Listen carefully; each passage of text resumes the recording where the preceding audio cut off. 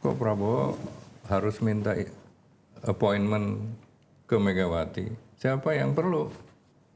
Harusnya Megawati yang minta appointment ke Pak Prabowo, bahwa PDIP sudah jauh melenceng dari ajaran Bung Karno. Hanya retorika aja Bung Karno gitu loh. Jadi jangan sampai nama Pak Prabowo yang rusak, Megawati yang diuntungkan gitu loh. PDIP juga harus mawas diri juga. Karena 10 tahun dia berkuasa pasti aja ada lecet-lecetnya lah gitu loh. Terus terang ya, itu Megawati sudah kadaluarsa. Ini juga kalau Ibu Mega berhalangan, ya semua atas kehendak Allah ya, kita tidak bisa mendahului. Itu PDIP bubar.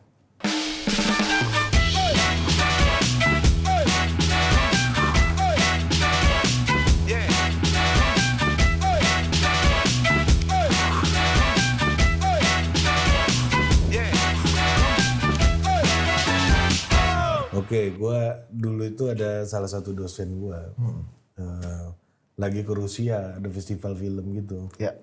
Terus dia ketemu orang-orang mabuk banyak gitu kan. Waduh ngeri banget. Gue takut gue. Terus pas masuk situ ada yang megangin dia. Where are you from? Indonesia. Castro Soekarno. Oke, aku join. Ternyata ada tempat yang ideologis juga. Malah sudah pakai baju Castro. Iya. Bisa dilihat sebagai Castro, bisa juga dilihat sebagai Prabowo. Kalau gendut nggak pantas pakai gitu. Iya, Pak Prabowo gak kasih Pak pakai gitu. Ya. Apa kabar Pak? Baik. Kemarin baru ini Pak ya, baru melaksanakan perawatan kesehatan. Ya itu kita kayak mobil tua digeber terus gitu kan, jadi wonder deal-nya berantakan. Mari. Kalau sama Pak Laks ini sudah barang tentu kan. Gak mungkin kita masuk ke isu-isu teknokratis dan finansial, walaupun keahlian beliau itu. Iya, pasti beliau akan bisa ngomong soal Pertamina, bisa ngomong soal Danantara, itu bisa dari dalam tuh, panjang. Tapi bukan itu. Bukan itu. Iya. Ya kan? Kalian kami juga bukan itu. Masalahnya kita gak ngerti. Nah, Pak Laks, gimana melihat peta politik terkini dengan yang tadinya kita menganggap wah ini berat ini masuk nih karena kayaknya Bu Mega dan Pak Prabowo udah akur nih. Nah, ini mungkin Sekjen PDI Hasto nggak mungkin ditangkap gitu kan. Nah, ini menurut Pak Laks ini memang apa yang terjadi di dalam PDI ini ketika Hasto ditangkap ini seperti apa menurut Pak Laks ini? Lebih banyak sih kader-kadernya pada wait and see aja. Cuman kan yang lebih kena kan pride-nya Mega doang. Itu is a simbol daripada Mega punya pride gitu loh. Kalau yang lain-lain sih kader-kader udah pada berebutan mau pada jadi sekjen. Udah banyak kubu-kubu, syukurin juga ada gitu loh. Dan nggak mungkin dibantu penuh juga nggak mungkin. Karena kan pro justisia kan.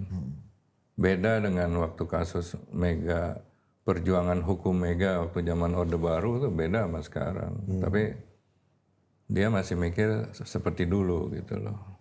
Even kalau Sekjen Hasto menganggap dirinya seperti perjuangan Ibu Mega zaman dulu dan bahkan perjuangan Bung Karno pada masa kemerdekaan itu menurut Pak Laks gimana? Yang dianggap dikriminalisasi dan kena politisasi hukum. Ya, dan kenapa narasinya ke situ-situ gitu?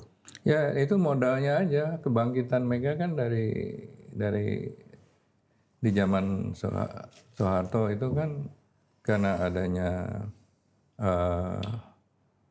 perlakuan hukum yang penindasan melalui hukum lah. Ya, itu memang dia mau ulangin lagi gitu. sebagai nostalgia perjuangan gitu loh. Nggak ada ilmu lain gitu loh. Padahal yang dia hadapi sekarang itu kan bukan lawan-lawan mitra politiknya yang dulu juga berseberangan. Ya. Lihat SBY, Wiranto, Prabowo, ya kan, Surya Paloh. Dulu kan Orde Baru semua di sana. Mega sendirian. Nah sekarang kembali lagi terjadi nih. Dalam paradigma yang berbeda gitu loh. Sedangkan Mega paradigmanya masih yang dulu. Nah dia merasa, wah dulu gue yang berjuang, lu di sana gitu kan. Jadi ya akhirnya Mega tuh masih merasa reformasi itu buah perjuangan dia sendiri. Dan merasa yang kayak kita nih selalu mikir bagaimana perasaan Mega, ya kan? Bagaimana Mega bersikap. Tapi kita nggak pernah bertanya, kenapa Mega tidak pernah memikirkan gimana perasaan kita gitu loh. Ya kan? Nah ini suatu kenyataan yang saya katakan sudah pincang gitu loh. Jadi contohnya Prabowo, kok Prabowo harus minta appointment ke Megawati? Siapa yang perlu? Harusnya Megawati yang minta appointment ke Pak Prabowo. Ya dengan saya telepon aja Pak Mayor Teddy, selesai. Udah let call sekarang, Pak. Iya, let call Teddy. Selamat ya Pak, let call Teddy. Iya. Jadi simple gitu loh. Bukan semuanya harus datang ke dia. Walaupun semuanya udah berupaya seperti itu, dia masih tidak melakukan mengakomodasi. Ya. Nah ini bisa lihat bagaimana perasaan Mega memposisikan dianya sendiri. Sementara infrastruktur di dalam PDIP, kader-kadernya itu tidak berkembang. Tidak berkembang, semua takut karena memiliki kepentingan-kepentingan, mungkin kepentingan kedudukannya, keanggotaannya, dan lain sebagainya. Jadi tidak ada orang yang, wah kepentingan saya nggak ada situ, kita hanya ingin membangun partai dan bangsa dan negara gitu. Pak izin, Pak Las kan bersama Bu Mega ketika kriminalisasi hukum atau politisasi hukum itu menimpa pada masa Orde Baru itu kan Pak, bersama-sama Pak Las bersama mendampingi Bu Mega. Sekjen Hasto kan menganggap dirinya juga kurang lebih menjadi korban seperti itu. Megawati jilid 2 lah dikorbankan dan dikriminalisasi secara politik gitu. Pak Las melihat ada tepat apa sebenarnya jauh dari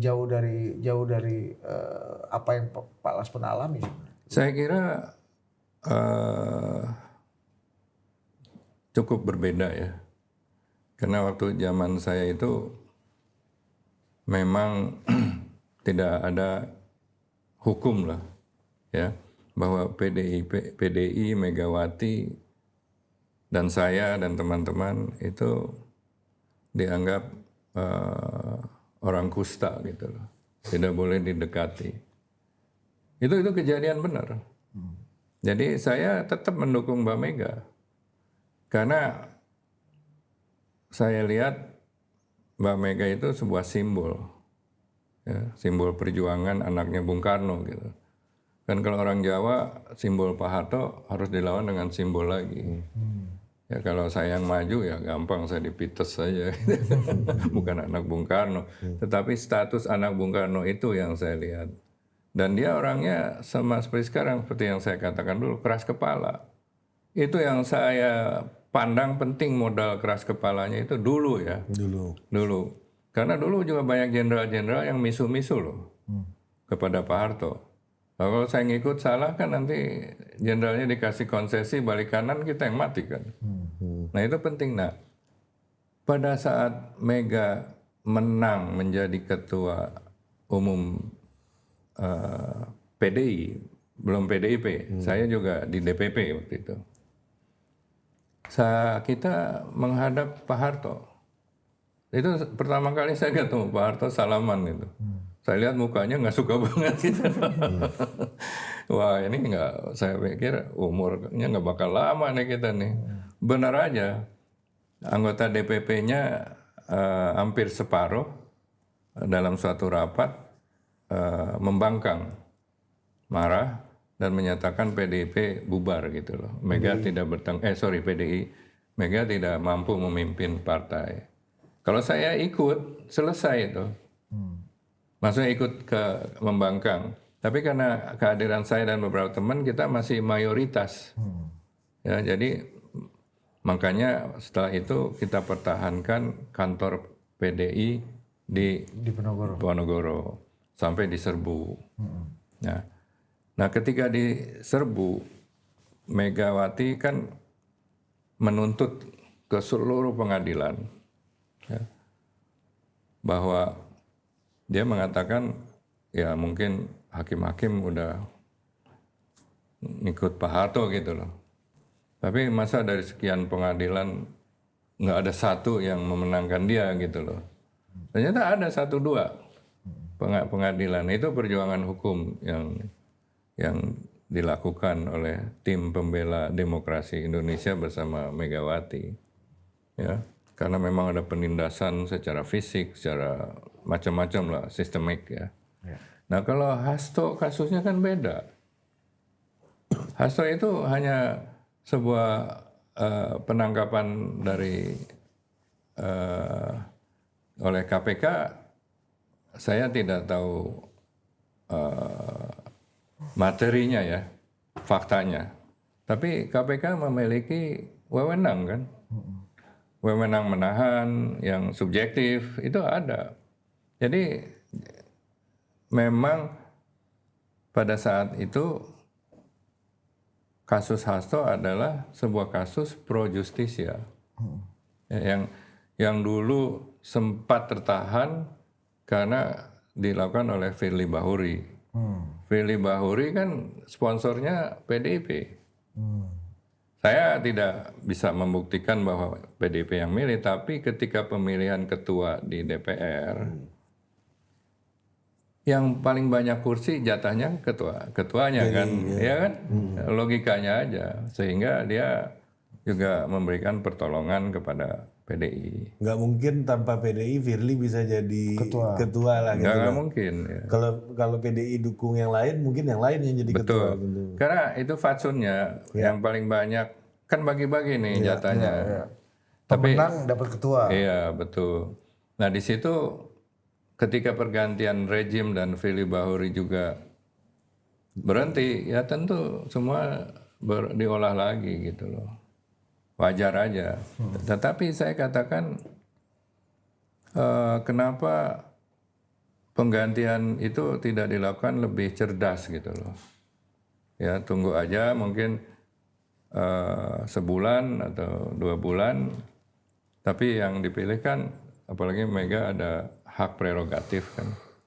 Jadi tanda tangan akan mundur gitu loh, disuruh mundur. Otomatis kan tidak ribut-ribut gitu loh. Seperti yang dilakukan oleh partai-partai lain juga begitu.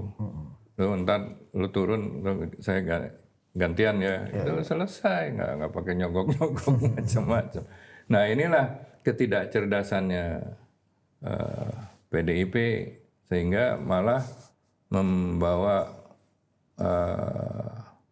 malapetaka gitu loh.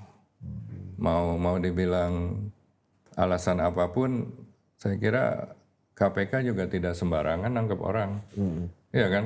Mungkin bisa salah lah KPK, tapi nggak blunder gitu nggak mungkin lah. Tapi kalau dianggap jadi korban politik seperti yang Pak Laks dulu ngalami, ini gimana menurut Pak Laks? Saya kira enggak lah, itu hanya kesalahan pelaksanaan pelanggaran hukum juga ada gitu loh. Kalau zaman saya kan sampai anak saya mau diculik dulu. Sampai sudah diculik. Saya lagi rapat dengan Mbak Mega di rumah saya. Malam-malam menjelang maghrib anak saya telepon. Dia bilang, ayah saya nggak tahu di mana nih ada orang tiup-tiup asap rokok. Waduh, di mana kamu? Nggak tahu. Terus kita cari sama Pak Ribut sama pensiunan polisi yang selalu ikut Mbak Mega kita cari semua. Untung ketahuan. Itu tekanan dulu ya. Sekjen PDI, lalu wakil sekjen, semua diculik kan. Tinggal bendahara umum aja nggak diculik. Hampir diculik juga. Tapi ya saya nggak pernah menghina orang secara pribadi. Ya. Kan saya juga, background saya kan banker, banyak kenal gitu loh. Kalau yang lain-lain kan memang aktivis politik gitu loh. Artinya kondisinya nggak serumit atau segloomy seperti yang Sekjen Hasto katakan gitu, bahwa wah ini adalah saya pasang badan untuk perjuangan menuju Indonesia Raya gitu-gitu. Saya kira kalau mengatakan memperjuangkan ajaran Bung Karno atau macam-macam hingga ditangkap itu jauh api dari panggang. Karena apa? Ajaran Bung Karno kan musyawarah untuk mufakat Pancasila. Itu tidak mengenal hak prerogatif. Ya, jadi mufakat yang dimusyawarahkan gitu loh. Kedua, ketika menolak untuk datang ke retreat, padahal retreat itu kan sebuah formula untuk melakukan gotong royong dari presiden sampai kepala daerah untuk membangun negara gitu loh. Konsep gotong royong itu konsep Bung Karno. Kenapa mesti ditentang gitu loh? Bahkan Ibu Mega kan kabinetnya namanya kabinet gotong royong. Jangan kalau mobil mogok kita disetir, orang suruh gotong royong ngedorong mobil baru mau gitu. Kalau kita yang ngedorong nggak mau gitu. Nah ini saya kira kita harus tinjau lagi bahwa PDIP sudah jauh melenceng dari ajaran Bung Karno. Hanya retorika aja Bung Karno gitu loh. Kasihan saya agak prihatin juga sih. Karena partai yang dulu saya ikut berdarah-darah, ya, nyumbang pemikiran, nyumbang duit, ya kan semua nggak ada yang berani nyumbang duit dulu. Ketahuan Pak Harto langsung habis ke pengusaha itu. Benar itu nggak ada yang mau dulu. Jadi memang hanya saya dan mungkin saya bisa tarik beberapa teman yang diem-diem itu juga. Dulu saya ketemu pengusaha Orde Baru, ketemu begini di hotel, di restoran. Teman baik, dia saking takut ketemu saya, kalau ketahuan dia celingak-celingak, lihat kiri kanan gitu. Saking gundahnya gitu loh. Saya bilang lu kalau takut udah lu pergi aja. Artinya kan nggak kayak gitu kondisi. Oh jauh sekarang. Elit PDI sekarang gitu nih maksudku. Sekarang jauh. Elit PDI kalau rapat juga kan sepatunya lancip-lancip mengkilat semua, ya kan? Jasnya juga udah jas minimum buatan kontung gitu. Kalau zaman dulu nggak ada itu. Kalau kata Pak Las tadi ini sangat mengoyak atau harga diri Bu Mega yang kemudian dipertaruhkan. Masalahnya kan kasus lain gitu ya. Banyak sekjen-sekjen partai lain yang juga mengalami hal yang sama. Ketum-ketum partai juga banyak. Tapi kan kayaknya ini Bu Mega lebih mungkin patah hati atau? Saya melihat ya, ini adalah sebuah pride-nya. Pride apa sih bahasa Indonesianya? Kebanggaan, harga diri ya, harga diri Ibu Mega yang diinjak gitu loh. Dia sendiri yang ngomong kalau Hasto ditangkap, saya geruduk katanya, ya kan? Itu dia sendiri yang ngomong. Malah dia membuli penyidik KPK, ya kan? Kalau dulu posisinya kita yang dibuli, beda. Sekarang mereka yang bisa membuli jauh. Posisinya sudah berbeda, Pak. Jadi BUMN juga banyak kader PDIP, menterinya juga banyak, ya kan? Jadi memang situasinya jauh berbeda dengan yang saya alami dulu dengan sekarang. Jadi ya kalau marah-marah kepada KPK, saya kira semua penegak hukum institusinya menerapkan aturan yang sama buat semua orang gitu loh. Nah, Pak Laks, ini juga soal kontennya Hasto nih mau saya tanya. Kira-kira di dalam konten itu bilang bahwa Jokowi lah yang membuat revisi undang-undang KPK yang melemahkan KPK gitu ya. Dan dalam konteks itu ya kayaknya ya ininya tersangkanya ya Jokowi gitu, terdakwanya Jokowi. Nah menurut Pak Laks mungkin nggak partai penguasa gitu ya, partai sebagai bagian dari partai penguasa gitu nggak punya andil gitu dalam revisi undang-undang KPK itu. Yang dianggap berujung pada pelemahan KPK.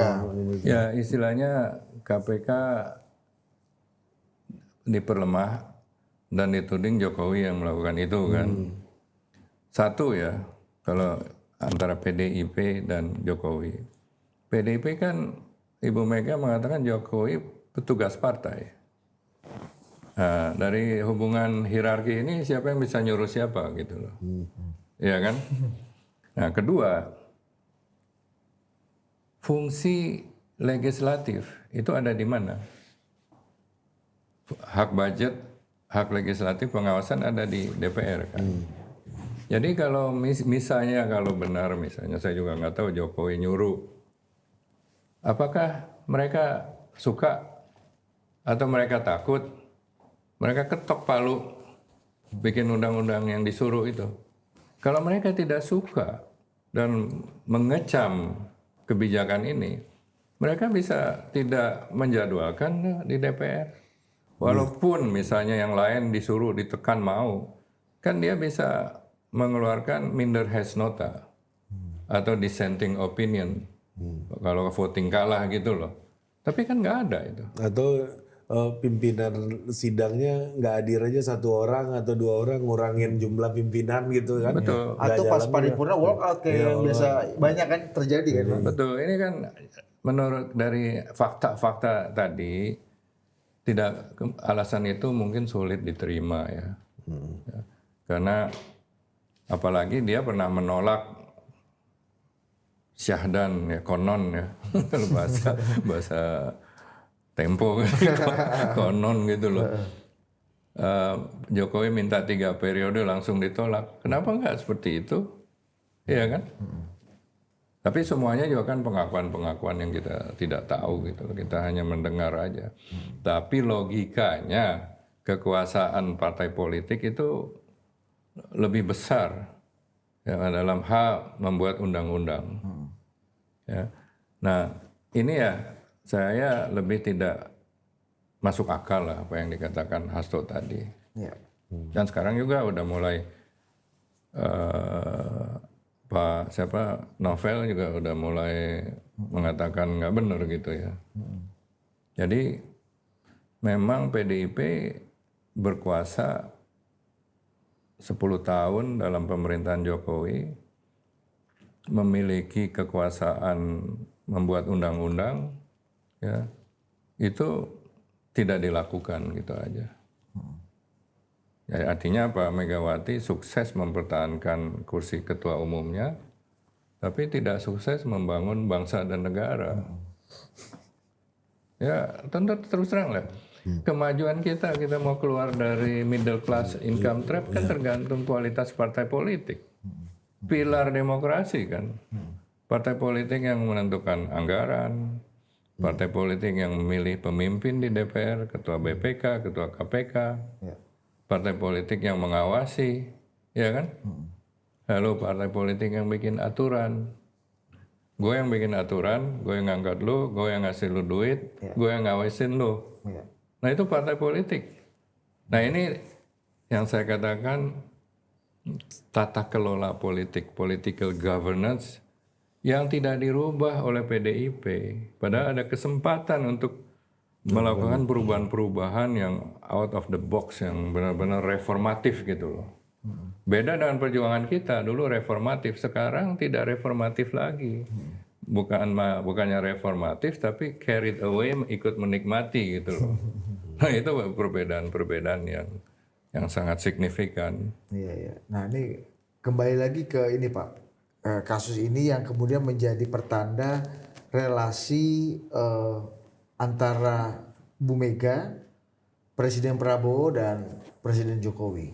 Nah, dan kan seperti laporan majalah Tempo misalnya, dan juga banyak di diskusi-diskusi bahwa kesannya kan sudah ada kabarnya, sudah ada komunikasi antara Ibu Mega dengan Pak Prabowo, dan yang dipercayai oleh banyak orang yang kita juga ajak ngobrol secara off the record itu katanya Pak Prabowo maulah memberikan proteksi kepada Hasto, dan kemudian ujungnya tidak terjadi, dan kabarnya Bu Mega juga kecewa terhadap Pak Prabowo, upset, sedih.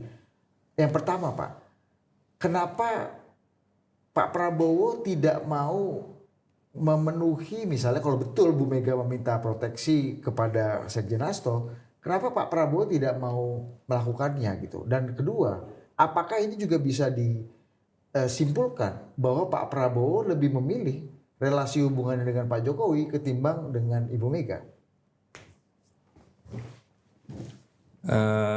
Kalau saya lihat dari kejadian-kejadian yang kita cermati bersama, nampaknya begitu. Ya, karena satu, hubungan Pak Prabowo dengan Jokowi itu banyak menguntungkan Pak Prabowo. Ya, dia diangkat jadi Menteri Pertahanan. Dia dikasih bintang 4, ya kan, kasih bintang-bintang jasa dari semua matra, ya kan, lalu dibantu kampanye presiden. Kalau hubungan Prabowo dengan Mega dianggap, wah dulu kan dengan persetujuan perjanjian batu tulis, ya, Mega itu melihat Prabowo dulu calon wakil presiden. Dan kedua, ketika pemilu, Mega mendukung Ganjar. Jokowi. Yang kemarin. Mendukung Ganjar berarti mengupayakan agar Prabowo tidak jadi presiden gitu loh. Ini Tapi kan ada satu hal yang lebih prinsipil kata orang-orang, bahwa Pak Prabowo bisa kembali dari quote unquote eksil dari luar negeri karena Ibu Mega misalnya Pak. Itu kan dianggap juga jasa yang tidak kecil buat Pak Prabowo. Saya nggak pernah dengar itu waktu itu bahwa Ibu Mega yang mengundang Prabowo kembali. Saya juga nggak yakin gitu loh, karena mungkin Pak Taufik apa gimana ngomong dengan dubes atau gimana.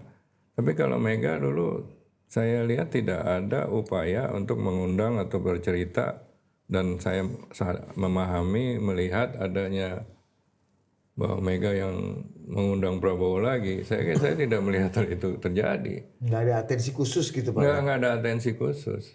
Bahkan melihat Prabowo sebagai figur militer yang menekan PDIP. Ya, dengan kejadian-kejadian di tahun 98. Itu tidak mungkin lah. Dan sepengetahuan saya tidak ada itu. Kalau ada cerita-cerita baru ya saya nggak tahu. Kan Bu Mega sendiri yang ngomong. Iya, Bu Mega sendiri kan Pak yang ngomong, iya apa nih kalau nggak salah Bu Mega yang ngomong kan? Iya memang. Kalau banyak hal yang saya nggak bisa kemukakan dalam terbuka rahasia negara gitu loh. Saya juga banyak tahu juga. Iya kan? Tapi saya tidak mungkin. Saya lihat sih tidak ya. Mungkin kalau Prabowo yang ngomong sendiri ya beda itu. Iya. Tapi kalau Pak Luhut ditanya Pak Luhut ya, tapi yang jadi dubes yang nggak. Coba aja tanya Pak Luhut. Iya. Kalau sekarang semua orang klaim, Pak. Nah itulah. Iya kan kalau sekarang. Kalau kata Pak Luhut, ada siapa? Wo, ngapain kau kesini? Ah, gitu-gitu ada cerita-cerita. Bisa, dia kan satu ini korsa ya. Korsa. Nah kembali ke tadi Pak, kenapa Pak Prabowo nggak mau memenuhi keinginan Bu Mega gitu ya, berdamai dengan melakukan proteksi dan membiarkan Hasto tetap ada di posisi status quo, dan apakah memang Pak Prabowo pada faktanya memilih Pak Jokowi dibanding Bu Mega? Jadi gini, kebijakan PDIP untuk menolak atau akhirnya dibilang menunda ikut retreat itu kan sebuah reaksi kan, ya bukan aksi, reaksi dari kekecewaan Hasto diterusin kan. Artinya apa? Mbak Mega mengharapkan Prabowo intervensi KPK. Dan ada perubahan sikap lah gitu. Ya, tapi paling enggak intervensi KPK terhadap kasusnya Hasto. Padahal dalam pidato-pidatonya Mbak Mega mengatakan tidak boleh ikut intervensi kan. Nah itu bahwa ada ketidak konsisten di situ. Nah Prabowo bilang, wah kalau sekjen aja mah biasa gitu loh. Ya kan, ketua umum partai aja banyak yang dicopot gitu oleh KPK. Jadi ini bukan sesuatu hal yang prinsip dia harus mengorbankan penegakan hukum gitu loh. Apalagi dia presiden yang baru. Ya, bagaimana orang ngomong nanti, kok belum apa-apa udah intervensi gitu loh.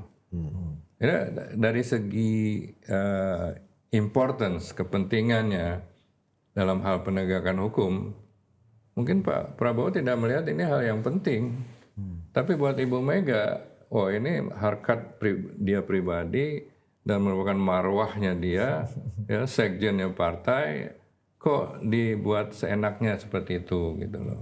Padahal dulu waktu Edi Prabowo kena, Pak Prabowo juga nggak reaktif kan ya waktu itu kan. Betul, Kurang didiamin berkenan aja. apa kan. Pak Prabowo Menhan pula. Iya, kita hormati proses hukum gitu-gitu aja kan, normatif lah jawabannya. Pak Joni Plate, Bang Surya juga maksudku ya Nggak reaktif business as usual aja Ya kan. memang kecewa ya. Iya, pasti, Kecewa itu mungkin kok nggak ditolong, nggak dibantu. Tapi untuk melakukan intervensi.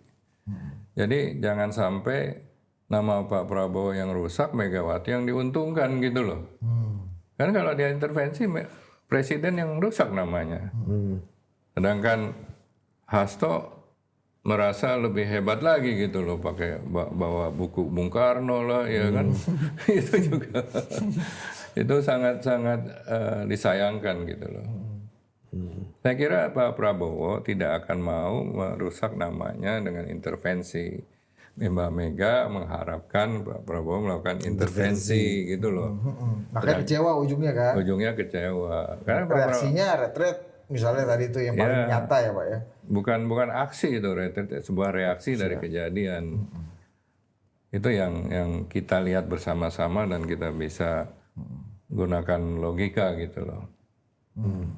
Sedangkan sekarang kan masih banyak kasus-kasus yang apakah di KPK, di Kejaksaan, dari BTS, lalu EKTP, lalu kasus Pertamina, yang saya kira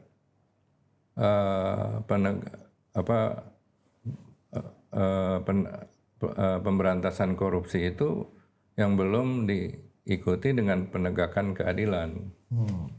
Maksudnya penegakan keadilan harus adil gitu loh. Ya. Siapa-siapa aja yang ditangkap, siapa yang nggak ditangkap, ada yang nggak ditangkap ya nggak adil gitu loh. Ya. Nah ini juga PDIP juga harus mawas diri juga. Karena 10 tahun dia berkuasa pasti aja ada lecet-lecetnya lah gitu loh. Kalau mobil kita bawa jalan kan pasti lecet. Kalau mobil oposisi di garasi terus ya nggak ada yang lecet gitu loh. Nah ini harus mawas diri juga ke depan gitu loh. Jangan dilawan lah menurut saya. Sekarang melawan seolah-olah yang benar ya PDIP aja gitu loh. Jadi saya kira hubungan Prabowo dengan Megawati masih dari segi Pak Prabowo masih tetap menghargai Ibu Megawati. Dengan Megawati merasa dia lebih tinggi dari Prabowo. Apalagi sama Jokowi. Ya, padahal Prabowo orangnya lebih berterima kasih. Tanpa Jokowi dia nggak akan jadi presiden. Tapi dengan Megawati dia nggak akan jadi presiden juga. Iya kan? Nggak mungkin jadi presiden, ngelawan. Nah dia orangnya bela siapa? Sedangkan ada narasi-narasi di sosial media dan lain sebagainya ingin memecah Prabowo dan Jokowi. Saya kira wajar aja kalau Pak Prabowo menghormati Jokowi sebagai mentornya. Di Amerika juga mantan presiden juga dihormati, apalagi satu partai sebagai mentor dan dia minta pandangan-pandangan, itu wajar aja, bukan disetir gitu loh. Tapi narasi bisa aja mengatakan Prabowo disetir Jokowi. Itu kan juga kita lihat aja siapa yang ngomongnya gitu loh. Jadi kita bisa independen apa nggak independen gitu loh. Padahal yang nyetir lain lagi orangnya. Kecuali ya. Nah, Pak Laks, kalau gitu menurut Pak Laks apa namanya? Ya berdasarkan pengalaman Pak Laks juga bersama PDI dari PDI dulu gitu ya. PDIP bersama Bu Mega hari-hari ya. Berhadapan dengan apa namanya? Kekuasaan gitu. Nah, dalam kasus ini menurut Pak Laks, Bu Mega ini merasa berhadapan dengan kekuasaan juga gitu. Dalam artian dia kan nama Pak Prabowo kayaknya minta proteksi, tapi di sisi yang lain gitu kan cerita dapat proteksi ada gitu ya, tapi di sisi yang lain mau melawan juga pada kekuasaan gitu. Dan dizolimi kekuasaan seperti Bung Karno dan Bu Mega pada zaman. Ini apa sih yang membuat narasi kayak gini nih, dari mana asalnya nih Pak? Menurut Bapak? Bingung juga kita memahami. Iya benar juga ya. Itu ada ini ya, ada ambivalensi. Terus terang ya, itu Megawati sudah kadaluarsa. Jadi dari segi paradigma juga semua sudah berubah kan di luar. Tapi dia masih dalam kungkungan setup ketua umum yang berkuasa penuh. Nah, setup paradigma di dalam internal ini secara tidak sadar dibawa keluar. Gitu loh. Makanya karena dia sudah kelamaan di situ. Seperti dulu kita bilang Pak Harto terlalu lama sehingga tidak sensitif lagi. Bahkan kita katakan kognitifnya sudah menurun gitu loh. Itu mungkin kejadian yang benar.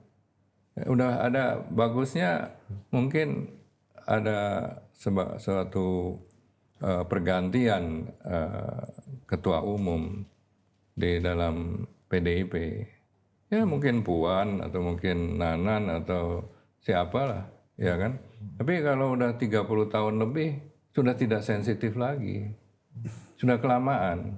Ini jawaban yang paling tepat dari pertanyaan Anda. Gitu. Kelamaan. Iya, kelamaan. Tapi kan udah kontradiksi itu kan semuanya kan. Semua sudah tidak tabrakan gitu pikirannya. sudah subjektif jadinya. Iya. Oh. Karena sangat personal ya, too personal ya Pak. udah personal, udah dianggap ini sebuah kerajaan dia, orang tidak boleh menyentuh. Dia punya marwah, dia punya simbol, harus dijaga semuanya gitu loh. Jadi masalah hukumnya Hasto jadi masalah hukum partai, jadi masalah institusi gitu Pak. Ya, Padahal jadi itu urusan anggap sebuah marwah dia yang akan terganggu. Ini sama kayak ini Dit. apa tuh? Kan beberapa kali kita dengar Bu Mega pernah mengatakan bahwa saya ini masih mau jadi ketua umum karena mau ada yang mau ngambil alih partai ini. Iya. Berkali-kali ngomong kayak gitu tuh. Tadinya saya mau pensiun. Iya. Itu hanya pura-pura dan halusinasi aja. Iya. Nggak mungkin lah. Dia akan tetap, bahkan dengan hak prerogatif dia bisa meniadakan kongres kok. Terpilih lagi. Jangan-jangan Bu Mega nggak mau itu Pak. Yang mau itu adalah memang publik PDI yang merasa bahwa memang penting sosok Bu Mega untuk mempersatukan partai gitu. Sehingga memang benar. that's the only recipe. Memang benar, tanpa Ibu Mega bubar itu partai. Betapa resikonya besar. Partai yang besar, ya kalau kita di perbankan ya menganalisa, memberi kredit ke sebuah perusahaan, kita melakukan analisa, dua analisa kuantitatif, ya keuangan dan kualitatif. Kualitatif itu manajemen perusahaan. Kalau terlalu one man show itu bahaya. Malah jelek gitu, kualitasnya meragukan dan tidak dikasih kredit walaupun keuangannya bagus gitu loh. Karena ketika CEO-nya nanti yang one man show itu ada meninggal atau apa, bubar itu perusahaan, bisa ribut. Umurnya sepanjang umur CEO ini. Betul, betul. Kayak pesantren ini pesantren-pesantren yang banyak bubar gara-gara kiainya meninggal. Betul, sama itu logika analognya sama. Ini juga kalau Ibu Mega berhalangan, ya semua atas kehendak Allah ya, kita tidak bisa mendahului. Itu PDIP bubar. Bubar tuh gimana Pak? Bubar, dari bentrok bisa pecah dua, bisa macam-macam. Itu menurut Bapak dua kubu ini Prananda dan Puan ini nggak mungkin ada konsensus. Pak, kalau antara sibling itu lebih, kalau bermusuhan lebih berbahaya daripada teman. Baratayuda ini Pak ya. Baratayuda. Iya. Bener, Itu kenyataan, nggak di perusahaan, nggak di organisasi. Tapi kalau antara kita teman kan lebih toleransi. Iya. Oke. Perbedaan di dalam tuh lebih banyak daripada di luar ya. Iya. Kata Mr. Q kan. Tapi sebelum mau bicarakan sibling rivalry ini menarik nih nanti nih karena upcoming PDI ya Pak. Kan tadi kembali ke masalah umur Pak. Pak Laks mengatakan bahwa Bu Mega udah umur sehingga banyak kesulitan menghadapi realita. Tapi bukankah tua-tuanya raja, dia masih punya pati-pati dan dia akan mendengarkan pati-pati yang punakawan yang memberikan feeding Pak tentang realita yang ada di luar kerajaan. Termasuk dua pangeran dan princess ini kan. Iya. Prince and Princess ya. Pangerawati ini kan. Kalau di sejarah kerajaan-kerajaan di Tiongkok ya, itu raja itu ada orang yang selalu menemani dan menghibur. Itu namanya Xiaoren. Orang kecil gitu loh. Istilahnya lah Xiaoren, dia ikut kemana-mana, bisikin, hibur, bikin joke. Nah itu kebanyakan di PDIP Xiaoren gitu loh. Abdi dalam oce-ocehan. Iya. Yang model-model gitu, nggak berani ngomong, menentang apalagi, mengusulkan. Pokoknya nge aja gitu loh. Even dua putra-putrinya Pak. Nah yang berani itu Puan berani karena saya tahu dia paling berani marahin ibunya. Berani banget dan ibunya sangat takut. Tapi ada lagi anak lain. Sekarang, dulu kan yang namanya Prananda itu dikucilkan. Waktu ada Mas Taufik sama sekali tidak boleh ikut-ikutan. Ya mungkin ada subjektivitas terhadap Mbak Puan ya. Nah sekarang setelah Mas Taufik wafat, saya lihat kok Prananda sama ibunya mulai diajak gitu loh. Nah ini mungkin ada sebuah historical sibling rivalry yang kita tidak tahu gitu loh seperti apa. Bahwa ibunya memang sayang pada anak-anaknya, anaknya juga memiliki kompetisi dan juga memiliki perlakuan historis yang tidak menyenangkan gitu loh. Ini wajar-wajar aja, semua terjadi di semua keluarga seperti itu, bukan hanya di keluarga Megawati, tetapi ini kan partai politik. Partai politik kan milik rakyat. Ya kan, dan juga menerima dana dari APBN kan sekarang kan. Itu juga harus menjadi telaahan bagi publik gitu loh. Seperti apa.